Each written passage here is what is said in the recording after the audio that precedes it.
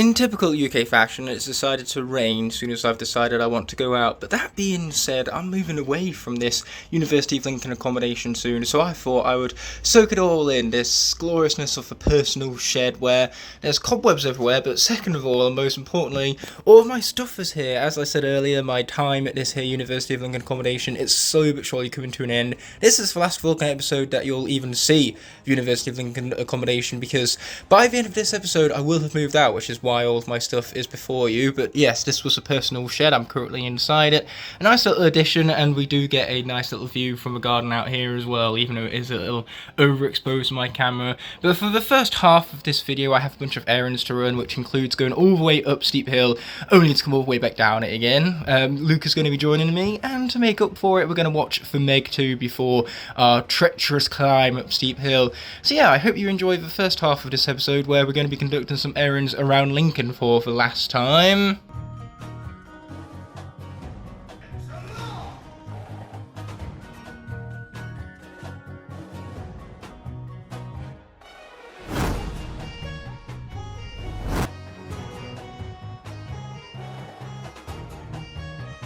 Okay, so we're finally out of the house, and in typical UK fashion, it's decided to start pissing it down on us. Yes.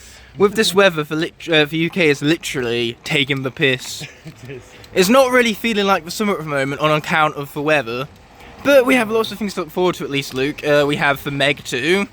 We do. I can't wait for this to be better than Jaws 2, like the first one was also better than Jaws. This was an actual quote from a professional film student on our course saying that The Meg was better than Jaws. I've heard The Meg 2 is better than the first one though. Ooh, that's got me a little bit excited actually. The first one was kind of like mindless fun right now.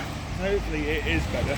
But that being said, after The Meg 2, we're going to be checking out the best stop on the planet, CX. Yeah. So we're going to be running some errands for what is effectively my penultimate day here in Lincoln.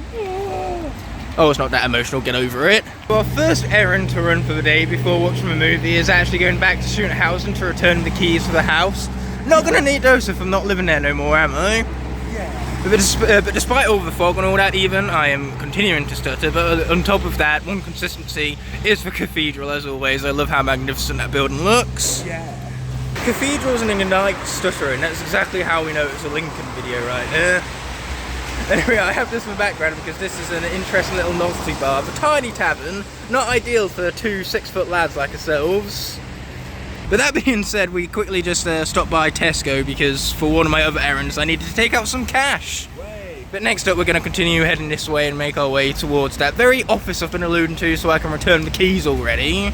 As they say in the Crash Bandicoot franchise, it's about time. Okay, there's the first errand down because that's the office I just returned the keys to, alongside this ugly mug right here. Thanks. What can I say except you're welcome? Regardless, I'm filming down this, what almost looks like a suspicious alley, but it's not because it's more student accommodation. Student accommodation of which I was looking at for year 3, but in the end we chose the house. Especially since the house had a garden and a storage shed. Ah, the university campus. Not going to need to worry about that any longer. No research. Yeah, me and Luke finished our course a couple of months back, so now the university, at this time of year, obviously it's practically a ghost town. Yeah. Well, for Brayford has seen better days. It looks more green than blue, despite it being a huge body of water. But that being said, as you could tell, we are slowly but surely making our way closer towards that Odeon. And we just had to take the bridge because Luke wanted to make a quick detour to finally get himself some iron brews. Yes. Yeah, in case you cannot tell, this man is addicted to the might of Iron Brew, but we'll see you at the Odeon next when we watch For Meg 2, subtitled The Trench for some reason. You know, every movie needs subtitles these days, apparently. And when I say subtitles, I mean before the sequels even came out. Like, who subtitles a movie before the sequel, right? I know, right? Terrible trend, I'm telling you. Here we are, up close and personal. What are you ducking for? We're close enough to the same height. This man loves insulting me. But that being said, are you excited for the movie? Yes. I mean, it's going to be some mindless fun. I'm hoping it is anyway, so let's get to it without further ado. It looks like we're done with the movie then. Apparently Luke is being cool by leaning against that right now. Yeah. So what did we think? Better than the first one in my opinion. No, I totally agree. It was mindless fun, you know. You're definitely going to get some entertainment value out of this, but you're not going to get any Oscar-worthy type technical... Well, the technical side was great. It was a well-made film. It was just fun. But, you know, it's not exactly got prestigious writing behind it. No, it's just big shark kill things and must survive big shark and evil people. Exactly. It was mindless fun, and going into it, that's kind of what I was expecting, and I was not let down by it. Oh no, like I say, I was hoping it would be better than the first it was, so... But if you do want a film with all of that phenomenal layered writing and all that, Joyride, one of those rom-coms where you don't have much expectations going into it, but that film has a lot of heart. Because it's joyful and then you'll be going on a ride. Wow, I'm going to ignore that entirely. He hasn't seen the film yet, and he's missing out because Joyride actually came out the same day as for Meg, as you can tell from the in cinemas August 4th sign, which is the day I'm recording this. Yeah, today. Wow. So clearly, the Barbenheimer double bill doesn't have anything on for Meg Joyride double bill. Exactly. Well then, after 2 hours of the Meg, things have certainly brightened up, but once again, the university campus is over there, looking quiet as it always does in the summer, but now we're going to check out CX as we make our way up the steep hill, which Luke is certainly looking forward to. Yeah, it's gotten so bright I even had to bring out the sunglasses, but that being said, I take it back, for Meg 2, absolute cinematic masterpiece for writing, the acting, just couldn't get on any greater level of perfection. Across the Spider-Verse can't hold a candle to this raw awesomeness. Best film ever made, hands down. I said it without a hint of sarcasm or a shadow of doubt, despite his disapproval nod. This time, rather than going to the CX Direct, we're going to go around a bit, and you can even see the cathedral still prodding out its spires in the background there, but it's nice to see this bit of Lincoln for once instead, where there's the West office, that was for property that was managed for year 2, but now year 3 was student housing instead. Okay, so we're going to be heading up that way, and as you can tell it is a slight slope, but it is merely the start, the appetizer for the steepness that shall be of Steep Hill. I'm going in now. They call it Steep Hill for a reason, and you know what? That's probably for the best. I don't think he can handle Steep Hill anyway. See you then. We just finished making our way down Newland Street, where obviously we're going to be going up here next for the best stop on the planet, so let's check it out without further ado, see what they got. When I first got into the CX, I was very worried for a moment, because in the usual spot where we find the Skylanders, they had replaced it with a completely different section, but luckily all that happened is that the Skylanders were moved to a different shelf. A shelf where the different shelving units are very close together, and the Skylanders have been very tightly confined within this space. It makes it very hard to actually see past the T-Rex army that you see before you. At the moment I just see lines upon lines of T-Rexes, and at the very back, behind the giant figurines, are all the smaller figurines, like Dark Spyro is hiding behind that little advertisement there. How are you supposed to see that as a customer? Now they certainly have plenty of amiibo, and amiibo are much better displayed in the fact that the T-Rex army isn't all confined at the front there. Now behind Swarm is actually a bunch of swappers like Gorilla Driller, Boomjet, Night Shift for example, but it would appear as though you actually get a better view of all the swappers from the front of the store, so we can see the back of the Skylanders now, and characters like Camera and Stump Smash were completely invisible to us earlier because of that T-Rex army right now. But it's still a very impressive display. I love seeing the variety, especially when it comes to all the different Swap Force characters. Plus Eyeball and Rattleshake are always a nice sight to behold as well. We just took a quick pit stop at Poundland so Luke could pick up some snacks. As you can tell from his knackeredness, he has one full and hefty bag, and that's going to be even greater when it comes to the journey of Steep Hill, which as you can tell is busy as always. Nice and crowded. You must be looking forward to it there, Luke. It's time for the straight, where it's narrow, and the combination of those two things provide us with the straight and narrow.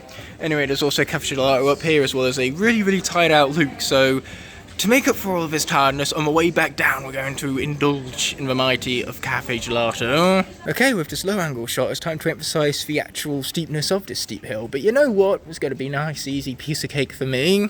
Like I said, easy peasy, at least for me. For Luke, on the other hand, not so much. As Luke slowly but surely makes his way towards us, we can gawk at the beauty of that there cathedral. Now, much like Steep Hill, unless you're actually here, you can't experience this in full. Not really, because it is magnificent. And it is huge. I'll put on screen now the exact size of this thing, but we're not actually checking out the cathedral further. We did that in the previous episode because instead we're going to be checking out the castle walls. Not the walls specifically, but the castle within the walls, mind you. Looks like we came on a quiet day, but usually this is where the events in Lincoln are hosted. Just the other day, me and Luke were at a car show where this whole place was just decked out in cars everywhere. The photos on screen now, and it was magnificent. It's also where our graduation ceremony will be held after the cathedral. That's true, but that's a video for another day. Now, for the big building in the end there, certainly has seen better days. It's got greenery growing all over it. There's also tents over here, so that seems to be the unique event going on right now, whatever it is that those tents entail. But it's the walls here that are the most impressive part. Because they're built up so high, you can look out and see miles upon miles ahead of it. And we have photos to prove just how glorious it all looks. As Luke pointed out correctly, mind you, we are on a hill, so the combination of the walls being really high and the hill being really high, it creates some magnificent shots indeed. It's weird for Lincoln because Lincolnshire is flat as a whole, so to have a big hill, it's basically the peak place to have a castle. Coolest part of the castle at the moment though have to be the dragons. The name of the dragon currently stuck on the wall, her name is Lucy. Hell of a name for a dragon if you were to ask me. Well, there are the tents up close and personal, as well as another part of the wall all the way back there, one of my favourite parts of the wall, because it means we get to look over the whole of the south of the city. Now that's a crap ton of yellow right there. The combination of the yellow and green on the camera kind of reminds me of Camo's colour palette. And there's your Skylanders reference for the video, you're welcome. And just like that, we've approached the corner of the castle walls here. You can even tell based on the brickwork patterns where the wall has been slightly rebuilt up, the only part of the wall where any of it has fallen in the past 1,000 so odd years. Okay, it's time to put castles and walls behind us as we make our way towards the lawn, which can be found over there, more specifically something found within the lawn. What we came all the way up to the lawn to check out specifically was this rock, a very glorious rock at that.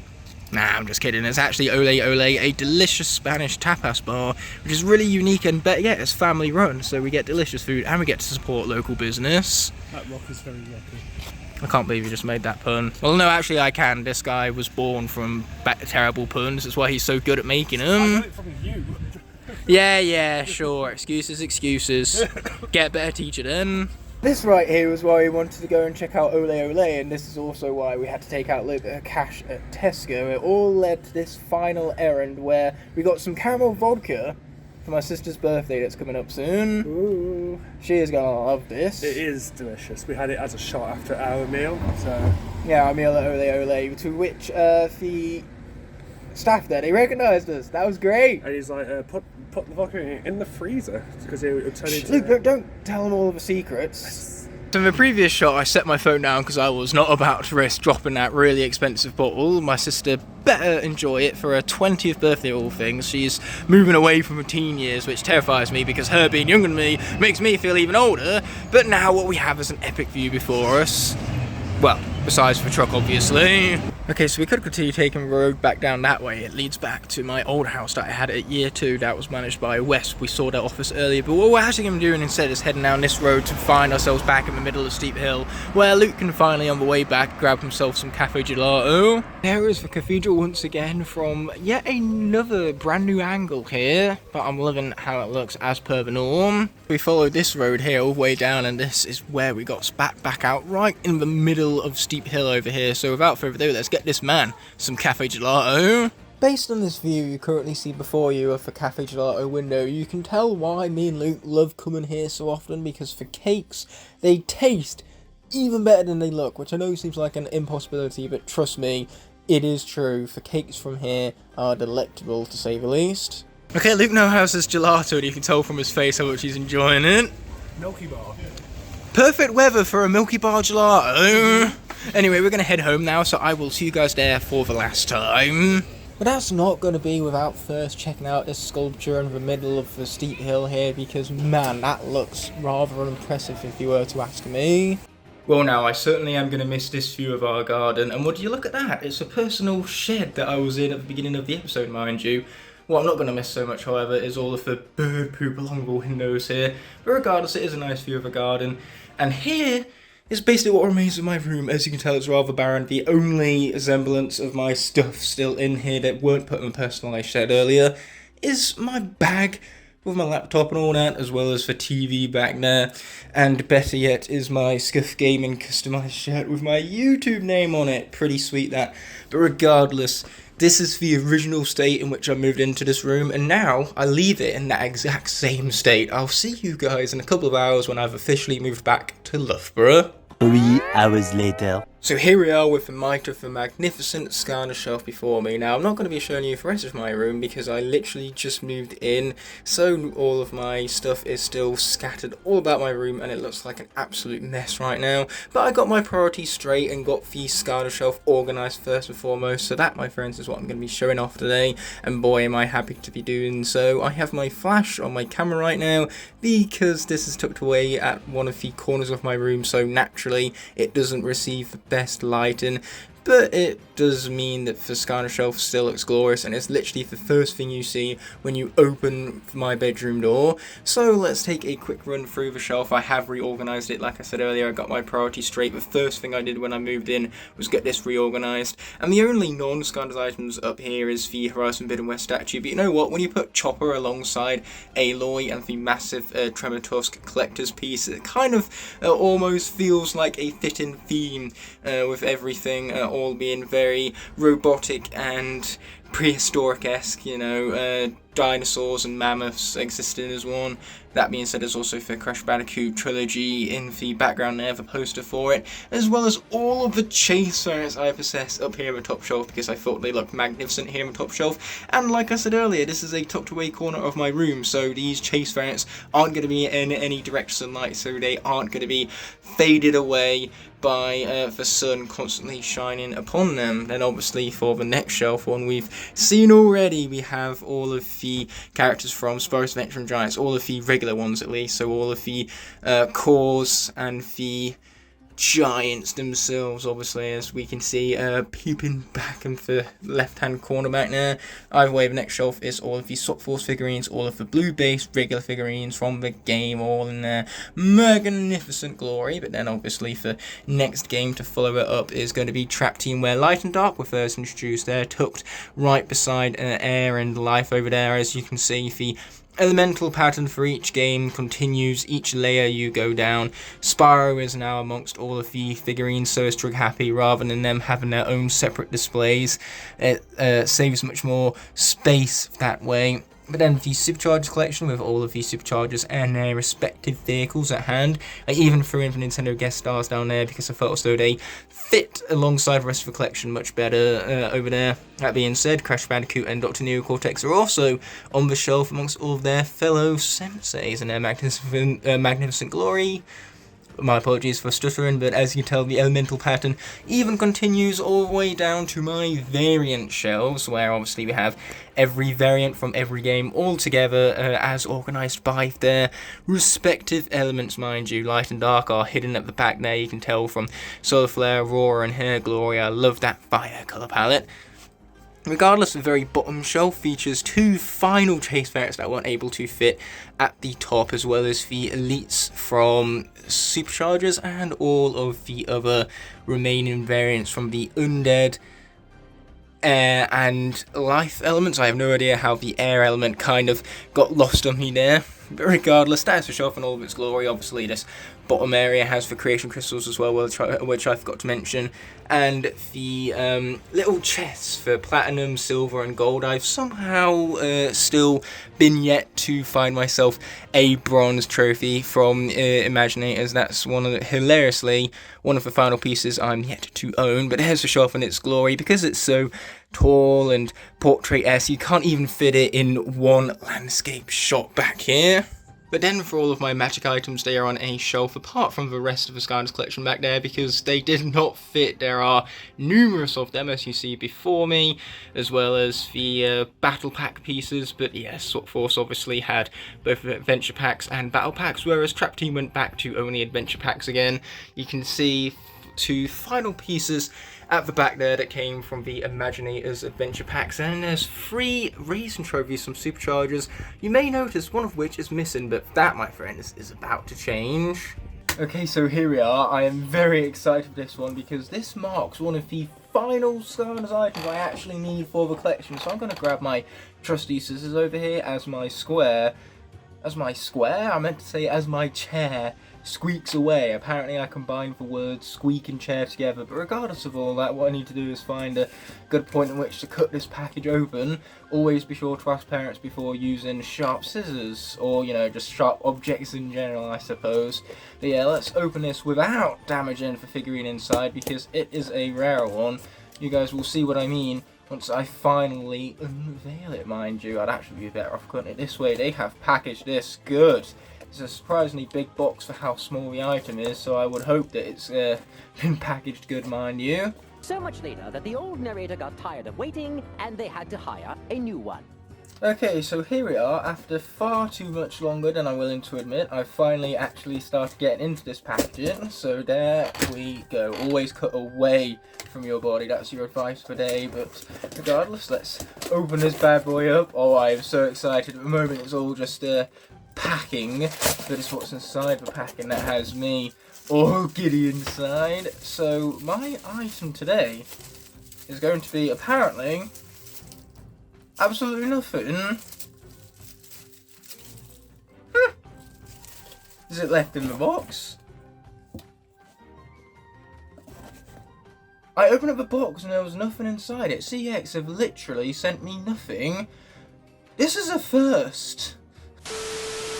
So despite what you saw in that most professional unboxing clip you've ever seen in your entire lives, it would appear that my land trophy did actually arrive safe and sound. It just kind of dropped out of the package unexpectedly. So that having been said and done, I spent way too much on a land racing trophy for this episode, but it was worth it because now this shelf finally feels complete. And this isn't where we're going to be ending off the vlogging episode, because we have Nottingham to explore alongside my good friend Luke. So without further ado, let's get to that. So we've gone off from a bus station right now. The last time we were here, this place was a mess, but as you can tell, they finished building it all up. And that being said, Luke is running off, but that area over there has a lot of greenery, not in the typical way we know it, because that greenery is over here instead. So all of that artwork, the colours, they look incredible up here in person. There goes Luke. He's obviously thirsty, but a warm day like this, I couldn't blame him, and we are going to continue into the Nottingham city centre. Finally, some shade from the mighty houses and the trees as well, but what were you just saying, man? Why do we need shade from the houses? Buildings. Okay, well, I was just saying that it's always weird coming back here because I have mixed emotions. Yeah. And also, now that we're back in the sun, you'll see why we needed the shade. Because it's hot. Precisely. Alright, it's been a hot minute since I've seen all this gorgeous scenery right here, but Luke was talking about his memories of this particular bit of the city. Yeah, so, people, of course, it's a massive craze with those electric scooters. There was somebody on one who was on their phone texting. Zoomed straight into me when I wasn't looking, because I was facing the opposite way. And it was actually at that shop right next to us. So fantastic, and those are the mixed emotions he was referring to earlier. It's also because I now prefer Lincoln over Nottingham, so. Well, that's not a hard choice to make Lincoln as superior, and basically every conceivable way, take that Nottingham. I cannot believe this, for Nottingham McDonald's have done the opposite of what I was expecting. Rather than multiplying, one of them has actually shut down right here. Obviously they've realised that the rent on having 60 billion McDonald's opened in the centre isn't quite efficient for profit. And Luke got some American sodas from the American candy store over there. Mountain Dew, Baja Blast and the Big Red. Yeah, he couldn't help himself, he just had to indulge in the American candy. Only £3 though, which isn't bad. It's not bad at all. So the McDonald's closing we could care less about, because our point of interest is the most glorious store on the planet over there, CEX. So as per the norm, that particular CEX didn't really have anything. Here come the trams, you probably heard that in the background, because Nottingham City Centre right here is absolutely packed. But that being said, despite the lack of Skylanders in that previous CEX, whilst we were in Loughborough, I checked out the local store, and sitting on the shelf for £20 was a light rocket. I mean, obviously I had to pick it up. This is one of the rarer traps, and I once upon a time owned this, but I sold it for £25 back on eBay in the day due to its rarity. So actually acquiring it again for £20, which is less than I initially sold it for, it made my day, to say the least. I'm stumbling on my words because I am speechless. But with light rocket in hand, we're going to go and get some food already, because I have left this man hungry for long enough. I've not eaten today. Okay, so we've now made our way down to the Victoria Centre. You can see the route in which we took from the main city centre that was absolutely packed back to here. And along the way, we finally picked up some food. Well, we did have food. Tasty, tasty pizza, but it's all gone now. And did that finally fill a hole? I mean, I had a pizza and a pretzel, and I'm only full because of drinks, honestly. Well, isn't that a miracle? But that being said, we're actually checking out the Victoria Centre because there's a secondary CX in there. So we're going to go and check it out, see if they have a scanner display to speak of. So we just got to the CX and checked it out temporarily, but unfortunately there were no scanners on display. My disappointment is immeasurable, and my day is ruined. I am so disappointed about the scanners from CX, or the lack thereof I should say specifically, but this is still cool at least. Okay, we're now going to take the escalator to get out of the Victoria into, because we're done exploring it and we're going to double back on ourselves to head towards Nottingham Bowl.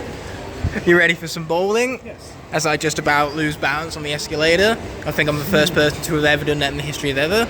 But that being said, we're going to double back on ourselves and go for some bowling whilst we wait 2 hours for the film to start. It looks like it's time to head slightly uphill, and I tell you what, Luke is loving this because we all know notoriously how much Luke is in love with any kind of hill. Exactly. He even said exactly, he admitted it. You heard it first here, folks. I think we should get this priority straight and shut down the entire street so that then I can bowl a tiny ball down this entire hill and see if I can hit any pins at the very bottom.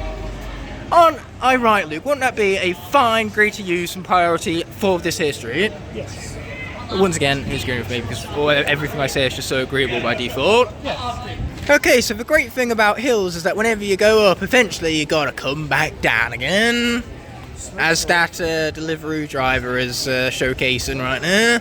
Man, for bikes that love speeding through these very crowded pedestrian areas right now.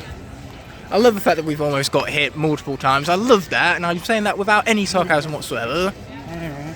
Wing walk, now that right there is what you call an alleyway. The literal stairs to doom, I wouldn't trust that. What was that you were just saying about the alleyway? There might be a murderer down there with a dagger. Yeah, I wouldn't doubt it. But that being said, Luke was also pointing out these walls, very rather flamboyant indeed. Like that is actual good art. Imagine if we had good art like that everywhere where there's art.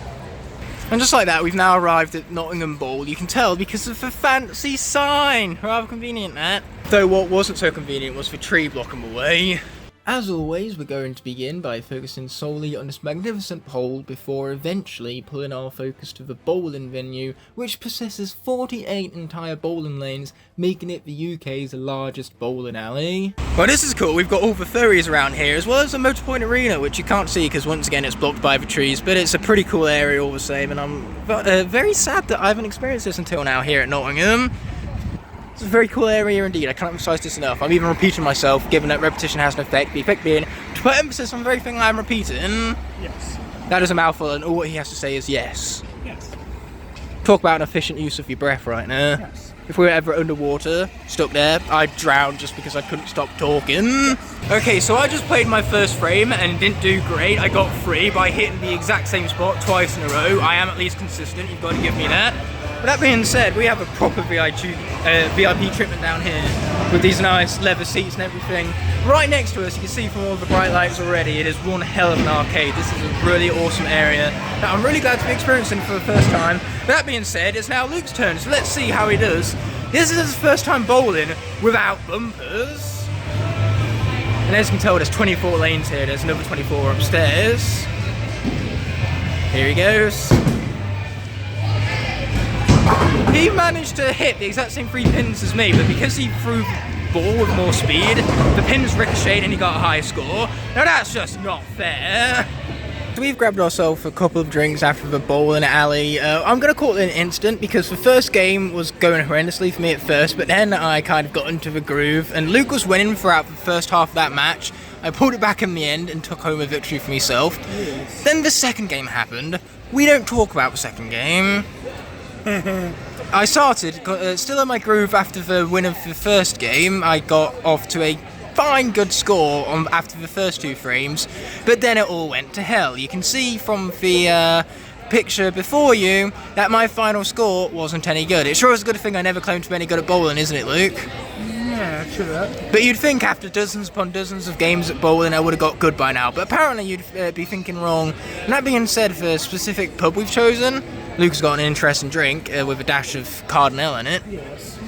But outside of that, it's opposite an indie theatre house. It's called the Broadway, and in there they show a bunch of different films, from the blockbusters all the way to the small indie films. So now, all stuttering aside, we're going to have a film of our own to enjoy at the Cineworld as soon as these drinks are said and done with. So we'll see you after all of that is wrapped up. I had to get another shot of the Broadway, given that it is an indie house theatre, so theatres like this are dedicated to the love of film, a love I also share for film. But that being said, it's time without further ado to head in this general direction and find ourselves towards the corner house where Cineworld are offering £3 tickets for the day, the National Day of Cinema. Bit of construction work going on over there, but regardless, are you excited for Oppenheimer and IMAX? Yes. I certainly am as well. It's a great film, and to get to experience it in IMAX for only £3, mind you, worth a trip here. And only Christopher Nolan could turn a historical drama into a blockbuster epic. Only he's capable of that. Exactly. We are at last at the corner house. Let's get to it. Okay, there's the Cineworld. As expected, it is absolutely packed. It's going to be fun trying to get our tickets and all that chaos. I still absolutely adore the view from the top of this corner house, and man, it's glad to come here after literally it's been years since I was here last. But that being said, we did get tickets in the end, but the movie was so sold out that we only got seats on the front row. Rather, well, I would say inconvenient for that, but given Luke's eyesight, it is actually closer to where we would have wound up sitting anyway. Suppose we'll do it or deal with it. We're lucky to even get seats in the first place because so many screenings were sold out. Now, without further ado, let's get to it. Okay, you can definitely tell it's 3 hours later, given that the sun is starting to set, but it looks gorgeous as we're preparing to go down this route and head back towards the Nottingham city centre because we have a bus to catch in 42 minutes. Way. Not quite that one though, that would be convenient if it was that one. Yeah. The convenience is asking too much. So as you can tell, we're back in the centre, and despite it being late and much less crowded, the rides are still running, which is pretty cool, but Luke has no interest in heights. No, I don't. I don't like them. What you do have interest in, however, is for film. How was the second viewing of Oppenheimer? It's just one of those films which you, like, the fact that it's based on a true story. The fact that they crammed so much story into 3 hours is very impressive. It's a little bit like, oh my god, how do I keep all that at some points? But it's brilliant. Like, Cillian Murphy does an outstanding job playing Robert Oppenheimer. Well, I think the acting chops for all of the characters here are phenomenal. Oh yeah. It was nice to see Robert Downey Jr. playing someone other than Iron Man. True. I mean, Downey Jr. enjoyed the role as much as anyone. Oh yeah, I mean it's Junior. Like. But how was the IMAX experience? You sat up front, whereas I took up a seat that obviously someone booked but didn't bother showing up for. I was just being blasted in the face by sound waves the whole time.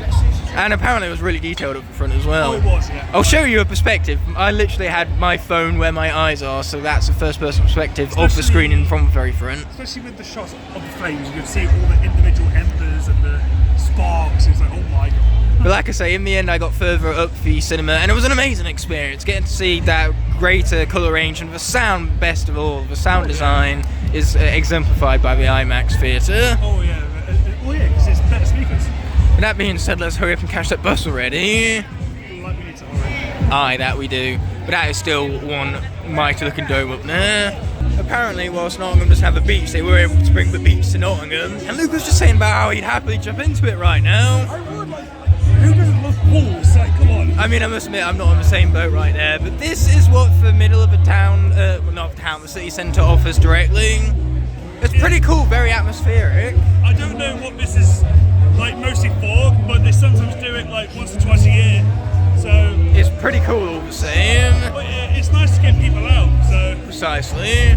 What a bummer, CX is now closed. Regardless, it's easy enough to get to the bus station from here. We just got to head straight, so we will see you there. I'm recording one quick clip before we get to the bus station. Whilst this artwork is pretty cool, there's more to it over here, which involves a lot more greys and yellows and browns than before, you know, a lot more warmer colours rather than natural colours, but that doesn't take away from the fact that it is still part of the beauty that surrounds us right now. So at long last we've made it back to the bus station, so we're going to head pretty much straight home with some food in between, but none of that needs to be recorded, so that basically means that we will see you back at my house. Bye. So as you can see from the fact that my garden is currently all around me, I have indeed returned home, but some time has passed, as you can no doubt tell from my haircut. But cutting my hair is the only significant event that occurred during the last few weeks since that last clip was recorded. So as you can tell from this awesome hoodie I have on, I finally graduated from University of Lincoln. I did mention earlier in this video that I wasn't going to address the graduation in this particular episode of Skylanders Vlogging, but that plan has changed. So now what we're going to do is we're going to take a look at some photos of my graduation, because I didn't personally film myself as it was a personal event, but that didn't stop me from taking any photos of the glory that occurred. And I tell you what, I have never felt such pride in my entire life, because that graduation ceremony was so much fun. They put you up on a stage and call out your name for the whole audience to cheer you on. It was just such a enthralling experience. I thoroughly enjoyed every moment of it. Those gowns were incredibly well designed. They were expensive to rent out, and they were really boiling hot on one of the warmest days of the year. So that was ultimately the only downside to graduation. Otherwise, I was able to socialise with all of my colleagues and all of my old tutors from University of Lincoln. And for the whole ceremony was generally just a really incredible time. But the best part about graduating University of Lincoln is that it gave me an opportunity to check out the Lincoln CEX again. That's what we're going to conclude the episode with. But first things first, I want to check out the graduation ceremony itself, as my name was called out to obviously take up the stage. Every student got their turn in the spotlight, and for me, it was no difference. Let's check that out. Aaron Cadwallader.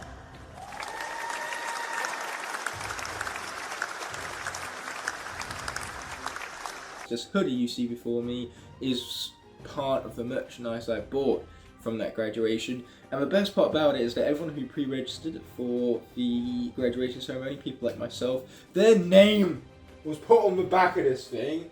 So now that my name was revealed through that ceremonial clip, let's see if you viewers can find where it is on this hoodie.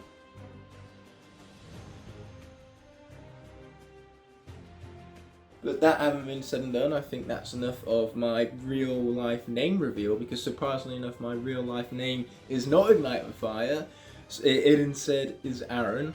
But that having been said and done, enough of name reveals. Let's check out that Lincoln CEX for one final time before the episode comes to an end. So here I am with the Skylanders cast at Lincoln, and they have a Batspin, a Starcaster, and a Mr. Cat, so essentially it's definitely the most interesting part of this here display. We're going to also pull our focus over to Free Ranger and Funny Bone over here. There's Food Fight to round out the Trap Team core cast, and the vehicles are the most interesting part.